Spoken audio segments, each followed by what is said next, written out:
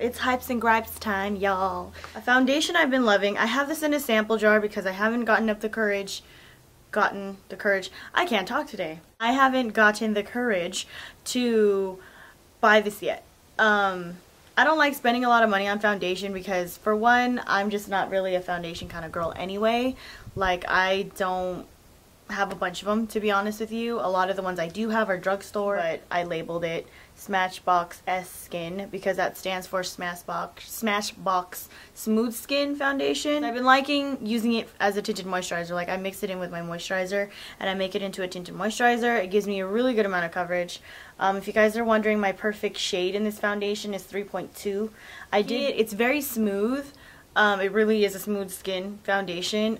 It can be worn, I would say it's anywhere from medium to heavy coverage, because when I use a second coat of it, like I've tried it as a foundation. So as a foundation, it gives me a medium coverage, and then another layer is like flawless. I really like the texture of it. It's not very watery for a liquid foundation, and it's not gel-like either, so it's not too thick and it's not too thin. Next makeup thingy I'm loving. Oh.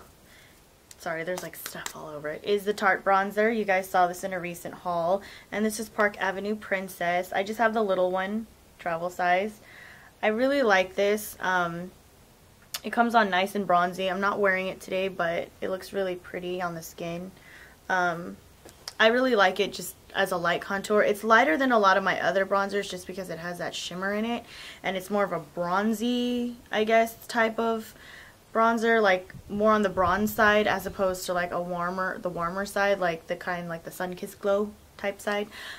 This is very subtle on me, which is why I like it, because a lot of my other bronzers are more pigmented.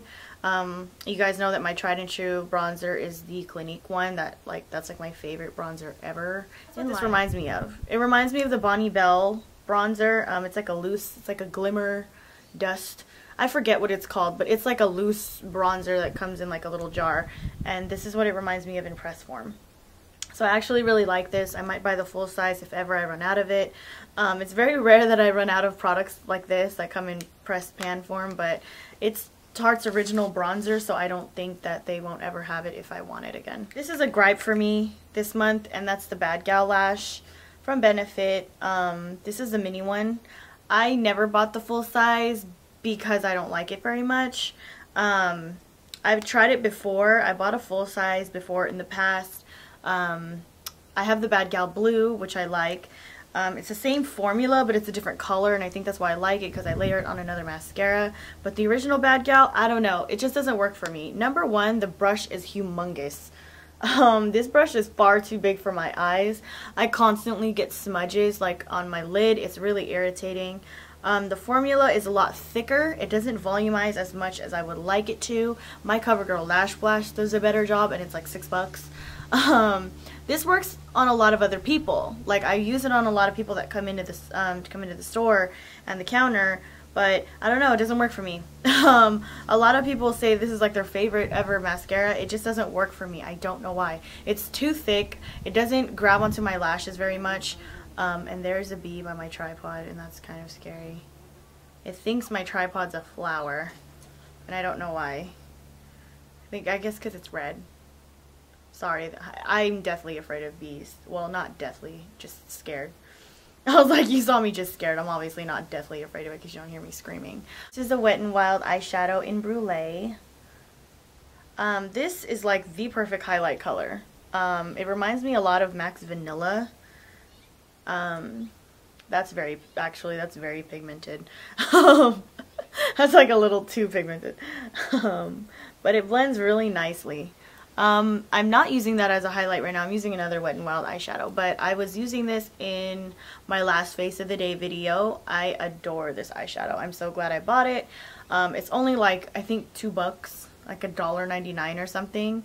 But I copped it when Walgreens was having their 99-cent sale on all their $1.99 stuff. So yeah, I really like this one. Perfect highlight. And then another thing I've been loving is the Maybelline Master Drama. Is that what it's called? Yeah. Master Drama. It's their Eye Studio Master Drama Pencil. And I believe mine is Midnight Master. It's the black one, obviously. The only thing I don't like about, well, okay, there's two things. I love it because it's really dark in black. It's super, super dark. I appreciate that. A lot of drugstore liners are not this dark.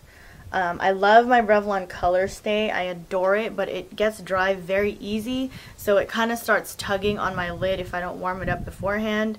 I also love the LoveLIFe 16-hour wear one. That's, again, very similar to the Revlon one where it's a little bit drier on the lids. This is as creamy as the Milani Liquify, which I adore. You guys know the Milani Liquify liner in black for me is like by far one of my favorite drugstore liners ever, because I really like it when my liner is dark. I have dark hair, so I can't do the whole soft black thing. It doesn't work for me. I like it better when my stuff is, you know, really dark. Oh my god. Okay, this bee must really not like me today. Holy Moses. Where was I? Okay, so I do like that it's really dark. It's only like, I think $8 or $9-ish, something like that. I don't know. I got mine from Walgreens and it was about $8. What I don't like about it that a lot of other automatic pencils have is that it doesn't have the little thingy on the end that can come out and sharpen your pencil. Sorry, this wind is driving my hair nuts. It doesn't have that part, so I can never sharpen it. Since it's so creamy, like this much, you see how much is outside right now, that would be enough to line like my top and bottom, and then it would go flat. It's that creamy. So I have a feeling I'm gonna run out of this really fast. And the only thing another thing I don't like, not the only thing, another thing I don't like is it doesn't go back down.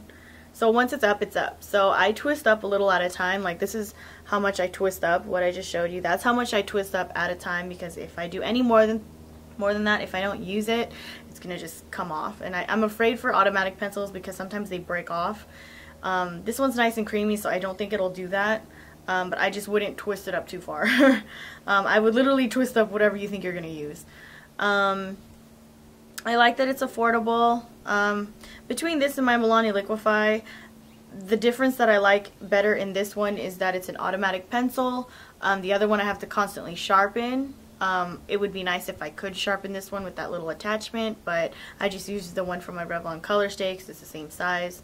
But I don't know yet. It's kind of in the middle for me. I have been loving it. I use it almost every day, but I don't know. I think the number one thing I like the most about it is the pigmentation.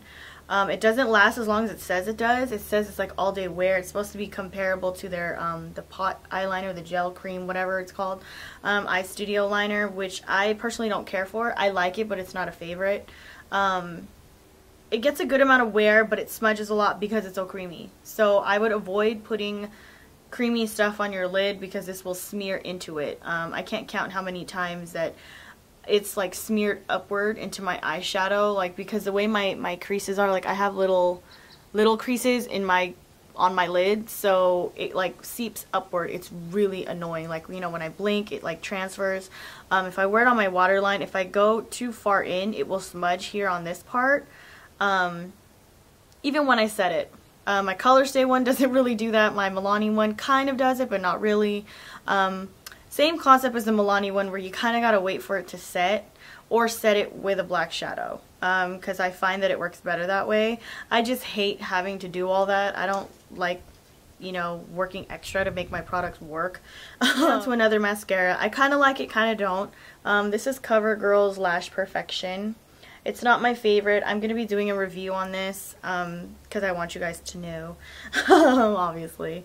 I do love the CoverGirl Lash Blast. Sorry. That is absolutely my favorite, one of my favorite top drugstore mascaras ever. This one, the wand is a little skinnier. If you can see the bristles are a bit longer. And they're a little bit more, they're just about as spiky. But there's just the actual base of the one, like the shape of it is thinner than the CoverGirl Lash Blast one. If you guys have seen the Lash Blast one, it's a little bit bigger and the bristles are shorter. So this one, the bristles are longer, which is why I thought I would like it. I don't know how I feel about it. I got mine in Very Black. It's the blackest one. It's not a waterproof formula. It doesn't flake off even though it's not waterproof, so I do like that. I do like that it lasts all day. However, I feel like the look is a little too natural.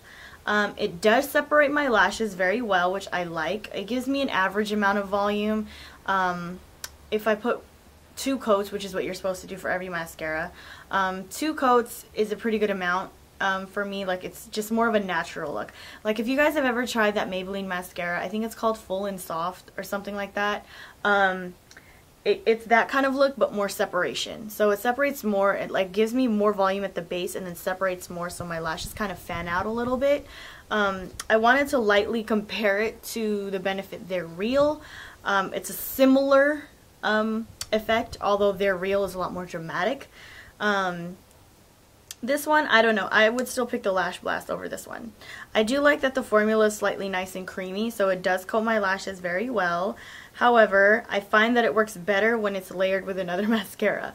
It doesn't work as good by itself. It works very well when I layer it either with Bad Gal or my Makeup Forever Aqua Smoky Lash, because that one's starting to dry up a little bit. I'm gonna have to like toss that out soon. So it works well to help separate a mascara of yours that clumps because the way the wand is. But I think it's because of the wand, obviously, not quite because of the formula. It does hold my curl in, which is nice because a lot of mascaras that aren't waterproof don't do that. So I do like it. I'll save everything else for the review, but in the meantime, I like it, but I don't. It's kind of in the middle for me. Last favorite of mine is this wonderful curling wand. I'm sure you guys have seen this before. It comes with both Conair and Remington and a bunch of other brands now. I have the Remington one, and mine has a simple 3 buttons. I think the Conair one has like 2, where it's like the plus and the minus, and then another one that turns it on. The difference between this one, I've bought the Conair one before, okay, let me just mention that. I've bought the Conair one before, and I did like it, but the reason why I returned it was because I constantly kept pressing the buttons here while I was like twisting it and everything. Ow, that's gross. While I was twisting and everything, so it was kind of frustrating because it would always turn off. I don't know if that one has a lock button. I've never attempted it because I returned it before I could even think about that. This one I discovered has a lock button, so once you like, you know, put it up to the temperature you like, I think it's the bottom one or the top one, I don't know, it's either the plus or minus button. You press one of these and you hold it down for a few seconds and it will blink and it'll lock it, like a little lock symbol will show up on the display. It's super light. It's a lot lighter than the Conair one in my opinion. The Conair one does look really nice. I like that this one is pink. I also like that this one has pearls in the ceramic of it. It's the same size. They do practically exactly the same thing. I would say it's more of a function thing. Since I've had both, I mean, if you guys want me to do a comparison, I will. I've had both, so I do like them both, but I think between the two, I prefer this one. It's a little bit easier for me to use when I kind of turn my hair like this and I wrap it around. For some reason, with the Conair one, it slipped out more. I don't know if you guys have tried either or, but okay. So for example, if I were to wrap my hair around this, it stays. You see what I'm saying? Like, it stays. It doesn't let go unless I want it to let go. But in the Conair one, like, I would wrap it around and it would like slide out. Like, it would do one of those. You know what I mean? It was really irritating. But this one, for some reason, it holds a little better. I'm assuming that has to do with the material of the barrel, obviously. But between the two, they're relatively the same. This one is cheaper by at least $5. Could be more, because most places sell that Conair one for like 30, 35 bucks. I see it on average for like 30 to 35.